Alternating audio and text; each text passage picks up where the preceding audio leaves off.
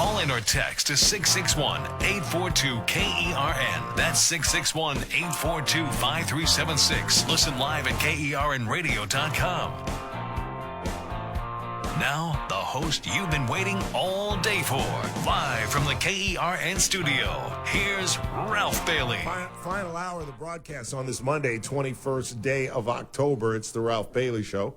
News Talk 96.1, AM 1180, KERN, where we're streaming live at KERNradio.com. At the bottom of the hour, we will examine the case in Guyton case. The jury has come in and convicted Jonathan Knight of killing the 5-year-old in an attempt to kill a fellow gang member. We'll get into that a little bit. But in the meantime, our good friend and local tavern owner, I guess we call you, restaurant owner, David Brust has joined us live in studio to talk about what is going on with Supervisor Leticia Perez. How is the bar business going? You know, the bar business is great. We just had our 1-year anniversary. Is that right? Yeah, isn't that crazy? That is nuts.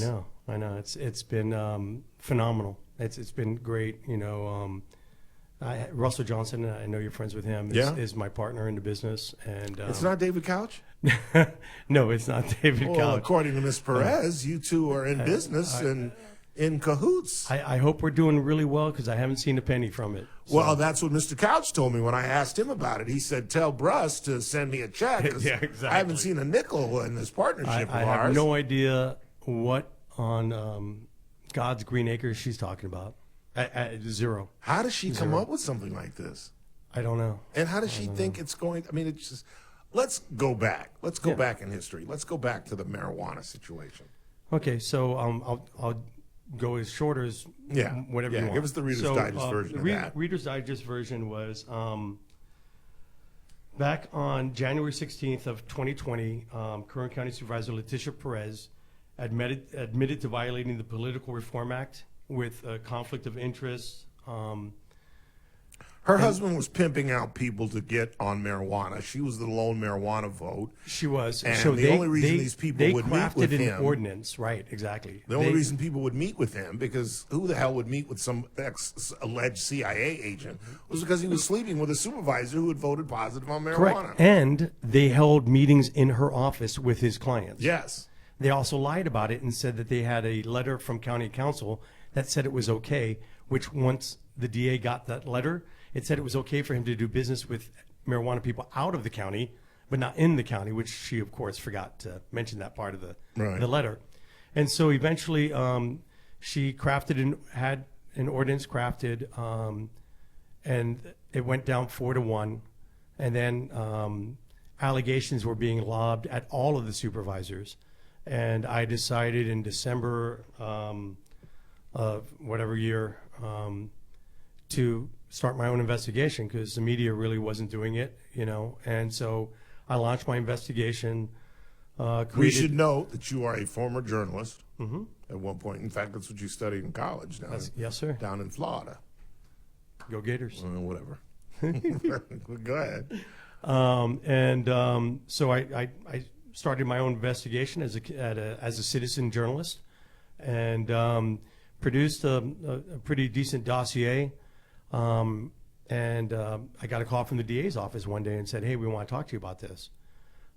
They were starting their own investigation. They called me. I provided them the dossier, and the dossier is what they used to begin the investigation and then prosecute her, for which she pled no contest in California, which is the same as a guilty plea. Yes, it is.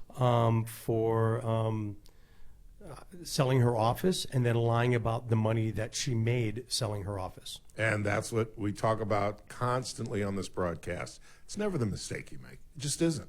It's always how you handle it. Yep. And she lied. Yeah. She lied. She absolutely lied. And that's why since that time, I haven't believed a word that comes out of her pie hole. I just don't. I don't let people burn me twice. And I think she's attempting to do this. And now let's catch up to where we are today. One thing you'll recall, Ralph, is she never argued the facts of the case. Right. What she said was it was because she was the only Latina on the board. And you remember she went through this whole show. She had a march from the Liberty Bell to the Board of Supervisors office. I mean, it was insanity stuff. Yeah. And I'm like, first off, as you know, yo soy Latino. That's what I am. Right. Born and raised, you know. That's what I am. A Latino that owns a country honky tonk. It's crazy, but JR, yo soy Latino means I am Latino. Just Si su pueda. yeah, he's a weather. Right there you go. I speak more Spanish So, than JR. I love to kid him about that. I speak more Spanish than Leticia Perez does too. Yes, I do. Yes, I do. And so, so that's just something to kind of remember. So, fast forward now to 2 weeks ago, I go to the Board of Supervisors meeting and with proof and an allegation that she used county property and county funds for political purposes, which is strictly against the law in the county by ordinance as well as in the state. And I provided the proof that her office had done these things. Primarily what they did was they used the office to hold meetings, Democratic Central Committee meetings through their office. They were holding political meetings, which you're not allowed to do for a political party in your office. They used the county building. They were using the county's computers, county's internet, all these things repeatedly. And I provided the proof of those allegations with screenshots from various meetings that took place with the Democratic Central Committee. How did you gain this knowledge without giving up a source? Right. I can't. I'm not, and I won't do that. Some of it I gained on my own. Some of it is kind of public record, if you will, and then some of it was given to me by members of the Democratic Central Committee that I guess maybe they don't like her or they have a soul and a conscience and they don't believe that she should be doing what she's doing. Yeah. David Brust is our guest. What does Christian Romo have to do with this? His office was also investigated. Absolutely. So Christian Romo is her chief of staff. Mm-hmm. Also happens to be the chairman of the Democratic Central Committee, right. And also happens to be her campaign manager. Now he works for the county. Tell me what time he's working as her campaign manager and what time he's working as his county job as the chief of staff for District 5. Right. You can't tell me. This is the only, by the way, and as far as I've been here and as long as you've been here, we've almost the same. Mm-hmm. You're here a little bit longer. No campaign I've ever seen has the chief of staff been the campaign manager for the campaign. Well, there's nothing illegal about that. There's nothing illegal about it, but you got to question when you're spending your time on this and when you're spending your time on that. Right.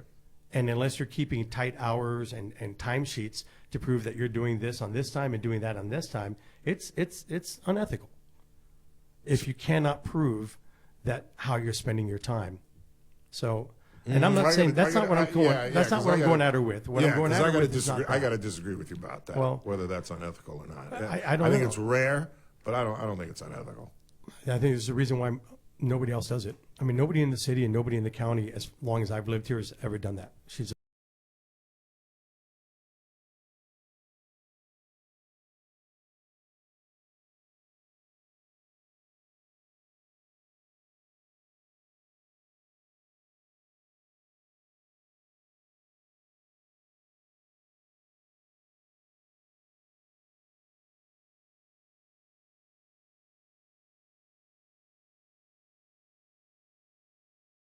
saying you can make at the Board of Supervisors meeting, and said, so let me stop you. So sure. They talk with you on Thursday. Mm-hmm. They go into her office on Friday. Is apparently, that when she is crying about? Apparently, from what I understand, she went. There was a big oil and gas meeting this morning at the Board of Supervisors chamber. And before the meeting started, she chastised the district attorney's office for going to her office. We played the audio. It was, crazy. It was unhinged. It was unhinged is what it was. It was. And, Gestapo tactics. Just, I've always tried to tell people. Thugs kind of thing. And it was like bullying my 21-year-old as if he's some 12-year-old that doesn't know how to handle himself. Yeah. And I've tried to warn people, stay away from the Third Reich. Don't make it's ridiculous to compare any American citizen to the Gestapo or Hitler. And as a Jew, right? Yeah, it's wrong. Yeah, it's not even, absolutely. It's wrong. not even close. No, and it shows. And it just shows, her nature. And so then after that took place, I don't know if you played the second bit of audio. Where she later accused on, you and David where of being in cahoots. Oh, yeah, we accused, played that too. David Couch and I of being partners in business, I think, and maybe in politics or something. And essentially called him a liar because he said, no, we're not. And she said, oh, yes, you are.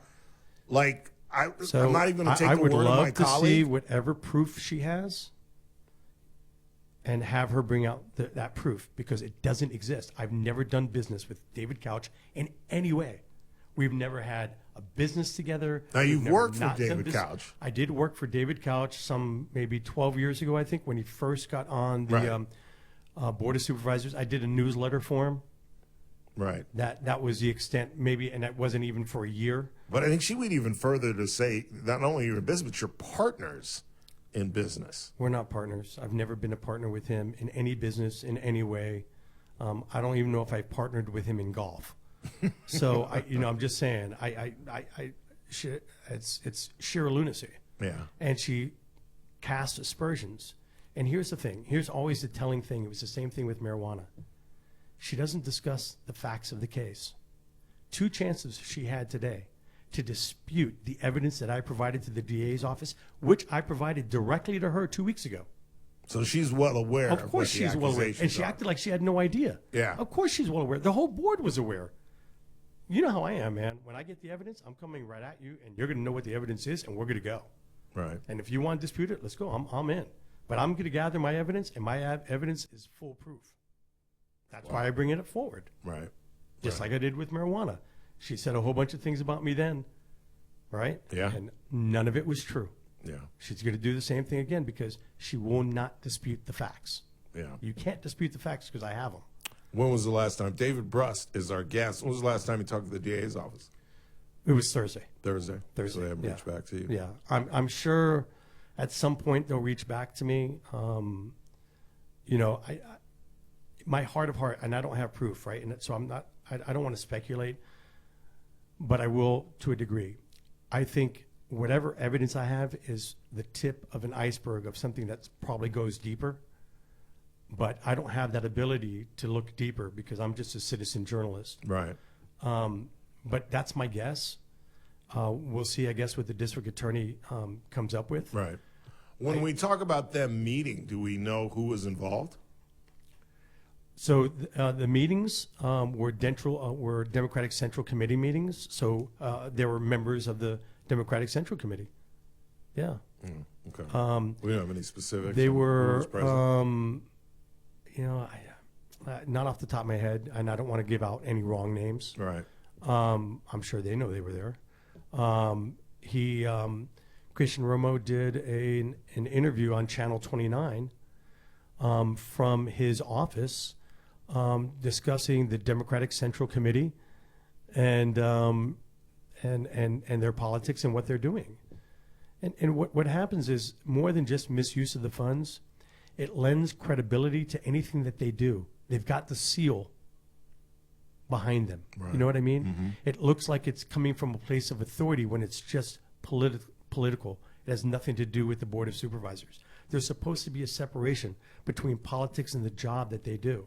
There's a reason why, as a board member, and as well as the city council, you don't run as a Republican or a Democrat. That doesn't happen until you're at the state level. It's nonpartisan because you're supposed to represent all of us. And you're not supposed to use your power for a political purpose. And clearly that's what was going on with her and with Christian Romo. And you would think part of her penalty, besides paying $40,000 in cash with marijuana, besides having to do 100 hours of community service, was to take a political ethics class at CSUB. No kidding. Yeah. No kidding. As part of her penalty. Oh, that was part of her penalty serious? for marijuana. Yeah, I'll show it to you.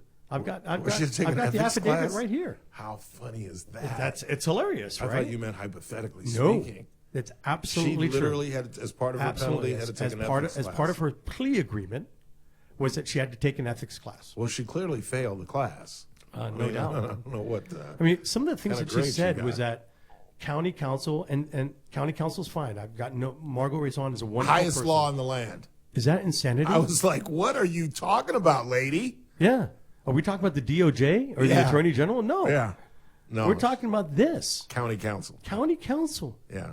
And the Gestapo comment, and You know, she's just unhinged. a little bit. Just When a I little made bit. the presentation, she said nothing.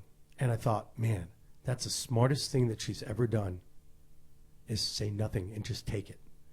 What she did by coming out the way that she did, it's on the LA Times. It's going to be probably on the front page of the LA Times tomorrow. Yeah. And did you notice, and I just an idiot and follow stuff like this, she gave that speech literally almost off the top of her head. She would look down every now and again, but pretty much she had that thing rehearsed like it was her inaugural speech or something. I was amazed how much of that just came straight off the top of her head. And how inappropriate, might I add, for her to do it in that Setting. space. Yeah, in that at the setting. beginning of that meeting and then again later in on. that meeting. Yeah. Now she's talking about these political things while she didn't have a press conference, which is what she should have done if that's what she wanted to do. Right. She brought it into county business. Yeah.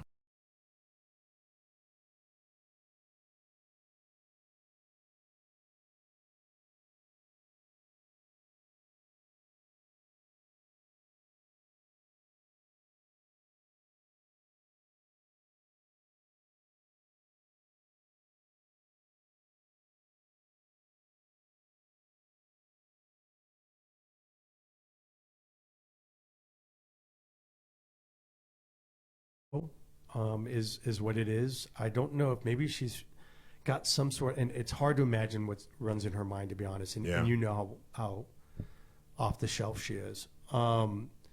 Maybe she's doing a political calculation and Yeah. thinks that people will buy her story. I don't know. I used to blame her husband, but now I'm beginning to think, no. And you and I, remember we had that conversation one time where Yeah. you blamed her husband. I said, no, I Ralph, did. she's an attorney. She knows what she's doing. She does have a law degree, so you would think of anybody in the family, mean- her and the ex-CIA agent. She's had multiple Laugh, laugh. She's had multiple FPPC complaints. The last complaint I filed against her was her 2020 campaign. She never filed. Actually, 2 years later, after I complained, she finally filed her proper paperwork for campaign contributions and expenditures. 2 years after the campaign was over. Yeah. Well, it will be fascinating to follow this. I appreciate you coming in with all this information as you have in the past, and keep us abreast. And we'll find out what Cynthia Zimmer and her investigators have uncovered. I'll say this, in my opinion, and even if I was an innocent bystander and I wasn't involved, you lose a lot of the understanding or the thought that you're innocent before guilty when you've already pled guilty to being a corrupt supervisor.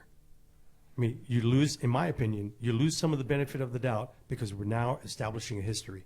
That's exactly what I said at the top. You lie once, okay, maybe I'll give you a pass. You get caught lying 2 or 3 times, and it speaks to who you are. Yeah. How many times did she lie today? Yeah, absolutely. Absolutely. Always good to see you, sir. Appreciate you coming in, and I'll see you at the Rooster. Yeah, come on down.